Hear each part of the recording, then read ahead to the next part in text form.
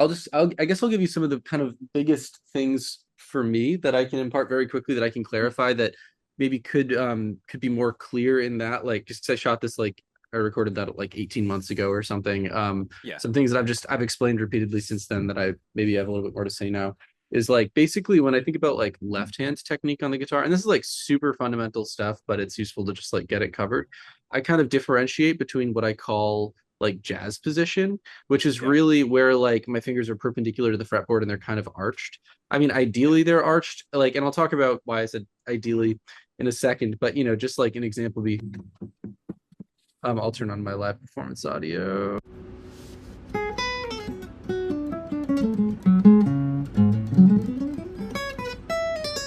It's like, Sweet. so yeah, so the arched fingers really give you a lot of Yeah. strength. And like Yeah. part of the reason for that is that like if we're trying to push down with our fingers like this, like the pads of our fingers, we're like there's like no strength there. Like our hands aren't really supposed to work that way. But when our fingers Definitely. are arched, it's like we're working with the way that our hand is structured. So, Yeah. I've got a new bass six that has flat wounds on it, and it's oh cool. literally impossible to play. The strings are so big, it's literally impossible to play unless you come straight down from the top. Oh wow, So yeah. it's kind of been forcing me to like get back in touch with that a little bit. The strings are too big and too slick to make the indentations that, normally you can kind of lock in on Wow, a normal yeah. guitar with. So it's like if I want to be able to play that thing, I have to be very mindful of that. So yeah, go ahead. Yeah. Okay. And so from there, like the arched fingers thing is big. And then the other thing is this like perpendicular angle. And so I'll show you what it looks like kind of Okay. from the back of my like back of the fretboard here, which Yeah. is that my thumb is pretty much it's like more or less aligned with my middle finger. Mm-hmm. And so then I'll just show you, I'm going to do some like position Oh, shifting, sweet. but you'll basically just see like this is me just in this position. Mm-hmm. And so my thumb is just like in one place. I can feel the solidness through the neck of the guitar already, like just feeling it Yeah, out. That's great. Yeah. totally. And so then here's what it looks like when I position shift. It's going to be just like, I'll just like show you this thumb motion. That's my home position right there, is second fret with pinky on the fifth. Oh, nice. I like that one. Okay, so you see just like basically my thumb's not moving at all. Yeah. But then when I move down here, I actually moved to first position for a second just to get this G sharp. Okay. And we'll talk like this will all you'll have a lot more context for this in like, in like an hour or something. But Sure. so this is basically just me moving between first position, pointer finger on the first fret, and pointer finger on the second fret. And so as long as I'm in second position, my thumb's really just like staying in place. Yeah. Okay. And so basically, I only really move my thumb when I'm moving positions.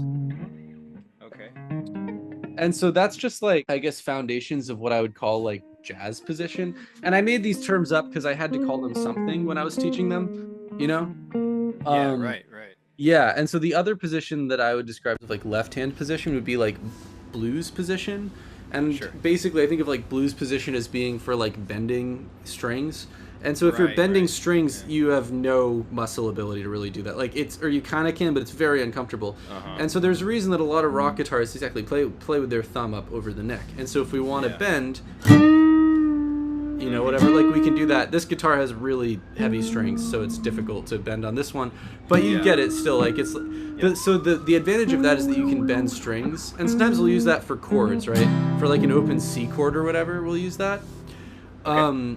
But the thing about this position is that like when people are in this position, like blues position, it's really difficult to use your pinky because your hand is Uh. at this weird angle.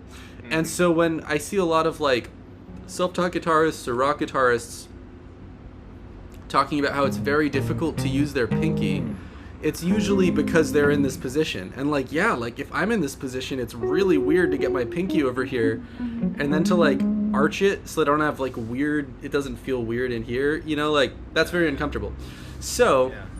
yeah, and so Are you sort basically of bringing it over like that, like with I sort a of little bit am, of a claw? Yeah. but like but I guess kind of what it leads me to is that basically when I'm in blues position, I just don't use my pinky. Okay. And so basically the way that I think about this is that in most contexts, I'll start with jazz position. And then if I need to bend a note or do a really specific thing, I'll move into blues position. Then you grab from behind. Yeah. Yeah. Okay. I've and- never been one of these guys. Okay, I've cool. Always been like Nice. spider fingers, you know. Okay, cool. I think it's just a physiological thing. I've got, you know, long, skinny hands. Useful. Okay, cool. And should I always sort of be mindful of my thumb being at like the top of the radius of the back of the neck, or is it cool if it kind of, you know, travels back and forth between like that area, if you can see that, you know, like. Oh yeah, more like this side versus the middle point. Yeah, because I kind of like That's a when I great question. relax it. When I relax, it kind of moves there anyway. Right. Like, how strict should I be when practicing the jazz position? Should I kind of try to keep it in that like center of gravity, that kind of core that I can feel there, or is it kind of cool if it moves up as needed for hand position? Does that make sense at all? Yeah, it totally makes Yeah. sense. Yeah. Yeah, that's a great question. So, I think well, let me just see. Okay, so this is high strings, low strings. Yeah, I do notice as I move across the string set, I mean, my thumb might shift very, very slightly. I think there's sort of like in a perfect world, and then there's like in application. And so I think this sort of technique that I'm describing, where like thumb is right on the back and isn't moving, I think that's like good to be aware of when you're like really trying to execute something like perfectly in practice and you're working on it slowly and trying to build the best possible habits. But then it's like, I think if your thumb travels a little bit like while you're actually playing, like I think that happens to a lot of people. Okay. I mean, my sort of gold standard for like proper guitar technique, as somebody who didn't grow up playing like classical guitar or anything, is this guitarist Julian Lage. Do you know Julian Lage? Is it Lage? Yeah. Yeah. How do I know that name? He's like a pretty well-known kind of jazz guitarist. He started off in jazz and now he does a lot of different things. He does a lot of like folk stuff. Okay. Yeah. Yeah, and I was showing Very this familiar video. name. Yeah, I was showing this video to Patrick yesterday. I'll just share it with you really quickly because I think it's like just one of the craziest examples of like guitar, just like perfect guitar technique.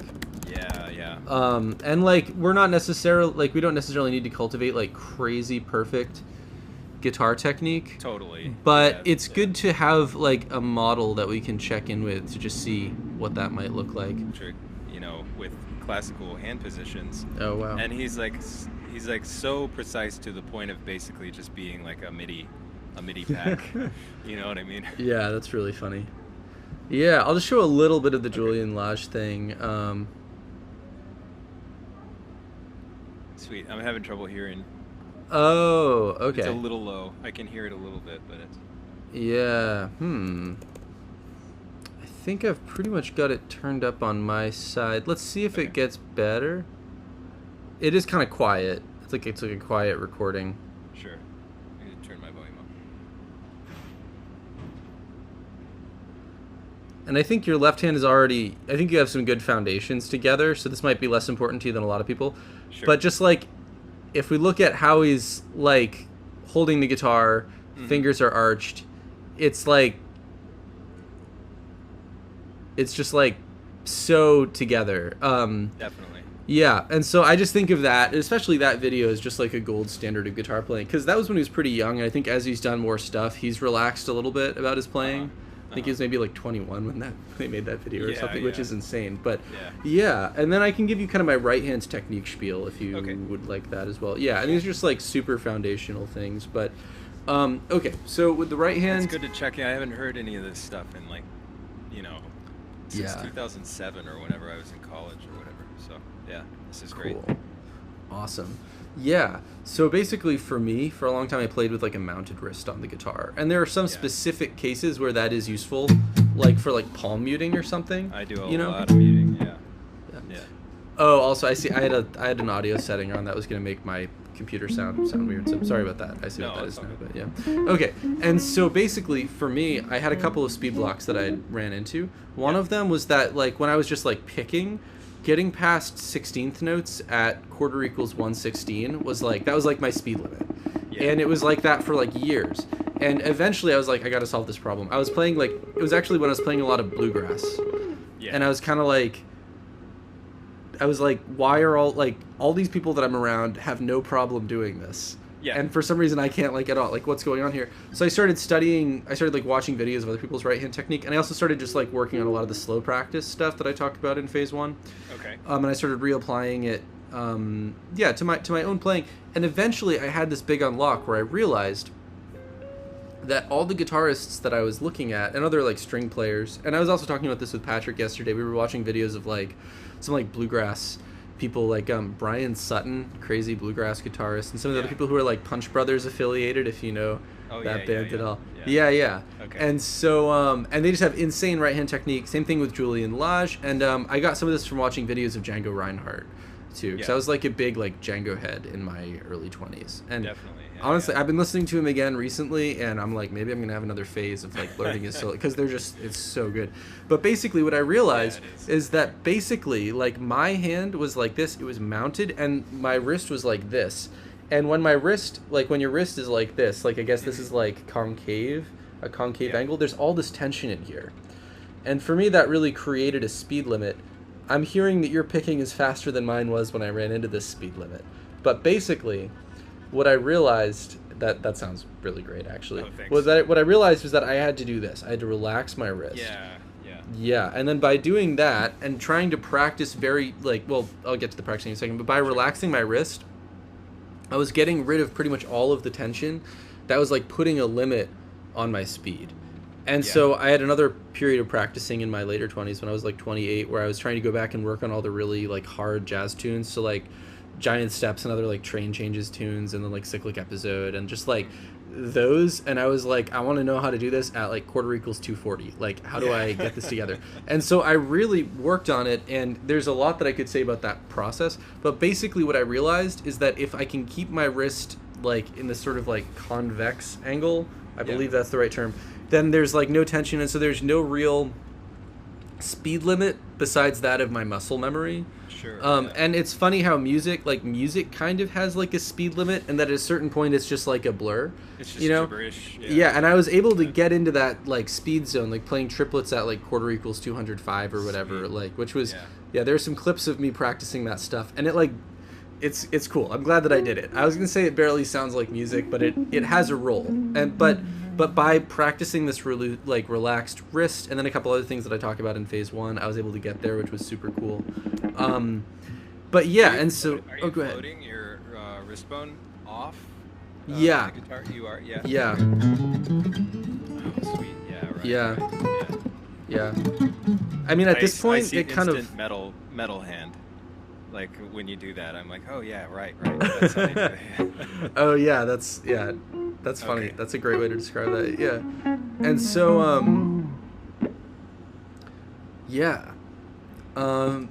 and so just like one of the things that people run into with that is like when people lift up their wrist, they immediately lose like a lot of accuracy. 'Cause like the mounted wrist is like instant accuracy, but with a lot of speed limits, and the floating wrist is like no real speed limits, but much less easy accuracy up front. And so that just goes back to slow practice. And so we work on that, like, and some of the stuff in phase 1, I think it's useful for people at every stage of their development. Some of it was developed when I was working with a lot of students who were like playing in indie rock bands, who were kind of self-taught on the instrument and had some things that they like had some skills that they could really do, that like by ear, but there were a lot of there was like a lot of information that they were missing. And so one thing that was really hard for some people that I'm seeing is already not really a problem for you is just even navigating that position shift from second position to first position, and then back to second in the like in A major in this, over here. Yeah. And so some of the slow practice is really like helping people just cross that gap. But the cool thing is that as you're more advanced, you can start to identify other types of challenges, like, oh, I really want to practice having this like ideal right hand technique. I really want to practice having this ideal left hand technique. I definitely need that. Like it's like speed in general isn't too much of a problem for me with the right hand, so much as locking it with my left hand, which is always like I can do so I can do tremolo parts that are fine on one or two strings, and then like if I start trying to apply that same kind of speed to a scale run that's lateral, I sound like an idiot. Like it's hilarious. Yeah. So it's, yeah. Totally. Something that I've seen there that I actually I've actually something that I had together for a long time is doing a type of tremolo. It was kind of janky. I would like use my elbow, but I got it Yeah. from just like seeing a friend who was like playing like a surf rock riff or Uh-huh. something. And so like I could do this kind of like something like that. Like Yeah. this sounds really bad now because I haven't done it in a while. But you know that's really different for me than having it in the wrist. For you, it looks like it actually is in the wrist, which is really cool. But yeah, like locking that into like grid time is really different because Yeah. this is like basically you're just playing like as fast as possible Yeah. rather than at a specific subdivision of the beat, which is really fast. And so I think there are some practice tools in here that are going to be really useful for you with building that skill. Yeah, and so I guess that's kind of my start point, just wanting to cover Okay. some like foundations of like left hand and right hand technique. For sure. Yeah. Yeah. Yeah. And then I guess from here, like, do you have any like any questions, or is there anything that we should talk about to start? No, not so far. I don't think I've dived enough into the material yet to have solid questions about it. But I'm positive that I will, in a week or so, feel like, well, how do I do this? How do I do this? And ask you a bunch of pedantic questions about, Yeah. uh, wrist bones and whatever. So yeah, um, Cool. yeah, no, this is great. This is a great thing to start with. Yeah.